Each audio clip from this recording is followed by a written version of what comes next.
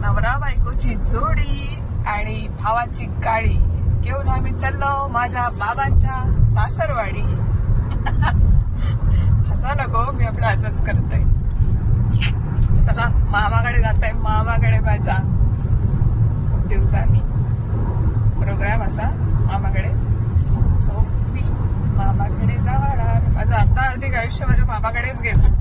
So मला माझ्या मामाकडे खूप आवडतं, कारण तिकडे असा पण तसा सगळा माझी माणसा आजी, ते सगळे मामा मामी, मामांची मुलं, मामांची सून, जी माझी चुलत बहीण असा, त्याच्यामुळे सगळीच माझी माणसं. खूप बरं वाटतं मग तिकडे. आता मी जाते परत एकदा.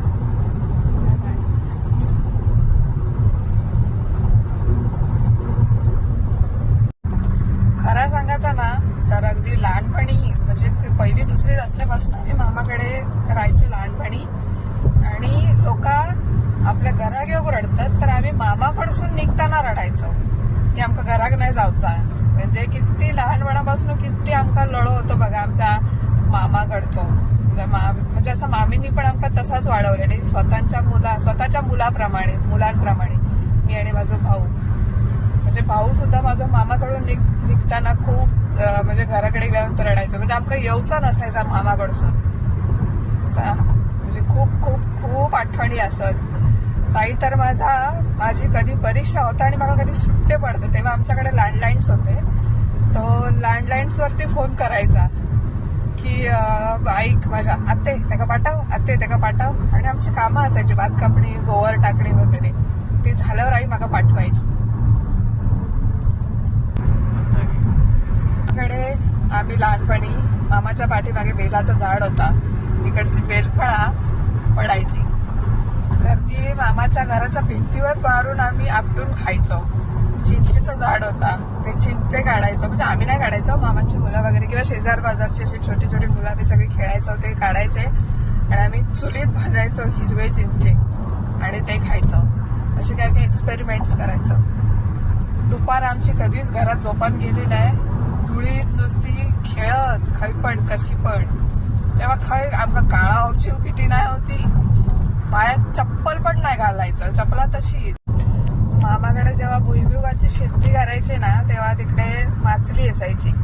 तर आम्ही मुला माचलीवर बसायचो. वाटतं माचलीच्या खाली आजी आमची चूल पेटवून त्याच्यावर शेंगे उकडायचे काढताच आणि ते आम्ही खायचो.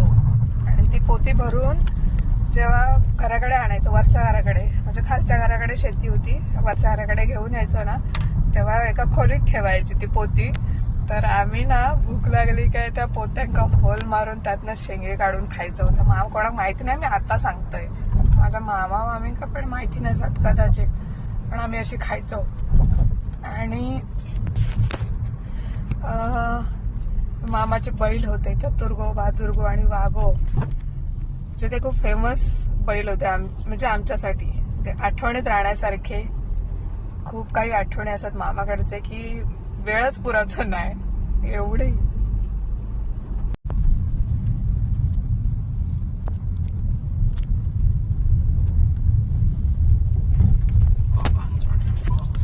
माझी कणकवली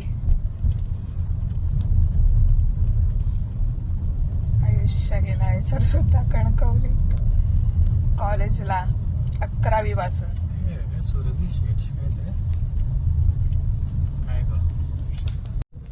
तुमका माहिती आहे मामाचा चेडू म्हणजे आमचा पिंकीताई आणि मी म्हणजे भावंड आम्ही.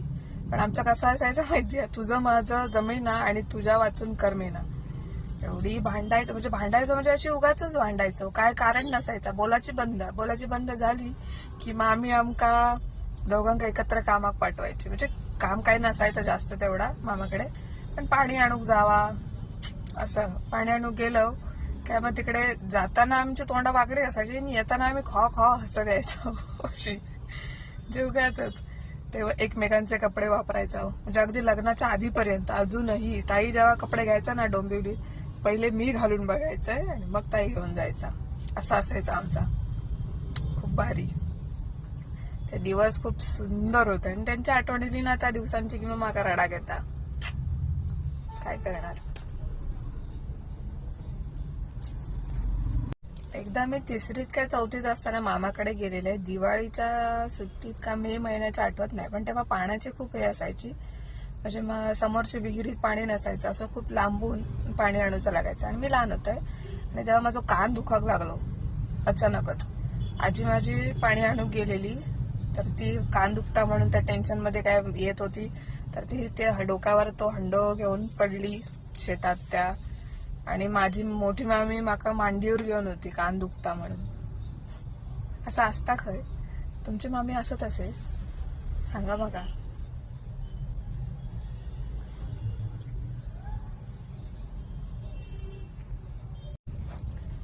आणि तेव्हा लहान असताना ना वरच्या घराकडे गाई होते का म्हशी होते माहिती नाही, पण मामाची गुरा होती भरपूर. तर त्या पडवीतून जाताना त्या गुरांच्या घंटेंचा आवाज आणि तो गोठ्याचा वास, मला अजूनही गोठ्याचा सुगंध खूप आवडता. आणि तेव्हा दूध तापवून झाल्यानंतर, त्या संपल्यानंतर टोपात जी ही उरते ना साय, किंवा आम्ही त्याला खरवंडी म्हणतो, त्याचे पण आमचे म्हणजे ड्युटी असायची ठरलेली. आज मी खाल्लंय तर उद्या मामाच्या एका मुलान, परवा मामाच्या एका मुलान, नंतर मामाच्या एका मुलान. ताई खायचं की नाही मग आठवण. 4थीपर्यंत ताई मग आठवतच नाही. अशा आमचे असायचे. म्हणजे मामी आमका वाटून द्यायचे, आज तू खा तू खा तू खा. असे भांडणं कधी नाही. माझी मुलं वेगळी, नंडेची मुलं वेगळी, असं कधी तिनं भेदभाव केला नाही. आणि आम्ही मामींच्याच पाठसून असायचो. आणि जरा मोठी झाल्यानंतर मग भाभी मामीच्या मागून असायचंय. म्हणजे कधी कॉलेजला वगैरे जाऊ लागल्यानंतर, ताईचं लग्न झाल्यानंतर. माझी 2 नंबर मामी ना तेव्हा फोंडा स्टँडच्या बाजू वरती एक घरात राहायचे का. तर जेव्हा आम्ही मामाकडे जायचो ना, तेव्हा आवर्जून डाव्या बाजूकच बसायचो. आणि कधी कधी म्हणजे नेहमीच असं व्हायचं की आम्ही हात बाहेर काढायचो खिडकीतनं, आणि मामी तिकडून हात बाहेर काढायची खिडकीतनं. आणि घराकडे जाताना सुद्धा आम्ही त्या खिडकीतनं हात बाहेर काढून टाटा टाटा करायचो. म्हणजे आम्ही मामाकडे जाताना इलो म्हणून हात काढायचो आणि जाताना चल्लो म्हणून हात काढून असं हात करायचो. मग मामी थाई बसान हात दाखवायची. एकदा मोठी मामी सोडू केलेली ऑरेंज कलरची साडी नेसान बस स्टँडवरती फोंड्याच्या.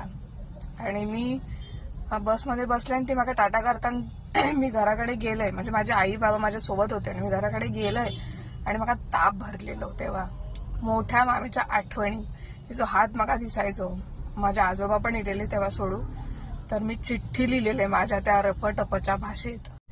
तर आजोबांकडे मी तेव्हा पहिलीत काय 2रीत होते, तेव्हा दुरेगी वही वापरायचं. तर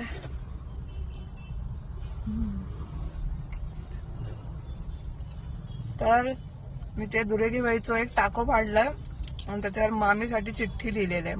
काय लिहिलेलं आहे तीच मला आठवत, म्हणजे आता आठवता. मामी मका तुझी खूप आठवण येतात, असं तसं काय काय लिहिलेलं आहे. रडत लिहिलेलं आहे, सिस पेन्सिलने लिहिलेलं आहे. ती चिठ्ठी आजोबाने दिली नाही की नाही माहिती नाही. मी आजोबांच्या सदऱ्याच्या वरच्या ह्याच्यात, आजोबा माझे धोतर आणि वरती सदरो घालायचे, खिशात घालून ठेवलेले. ती दिल्या नाही की नाही माहिती नाही. तेव्हा फोन पण नाही होते विचारू, कधी परत जायचं तेव्हा. आणि मामाकडे जाताना ती झाडा दिसाक लागली, शिंगोबा दिसाक लागलो ना की शिव वर खाली. कधी एकदा जाते मामाकडे, म्हणजे कधी एकदा पोचतंय हे सर. खूप वेगळाच जग असायचं तिकडे आमचा, मस्त असा. बोलण्यासारखे अजून खूप काही असं. आता नंतर कधीतरी अजून वेळ मिळाल्यानंतर सांगा. आता माझ्या फोनची बॅटरी 7% झाली आहे.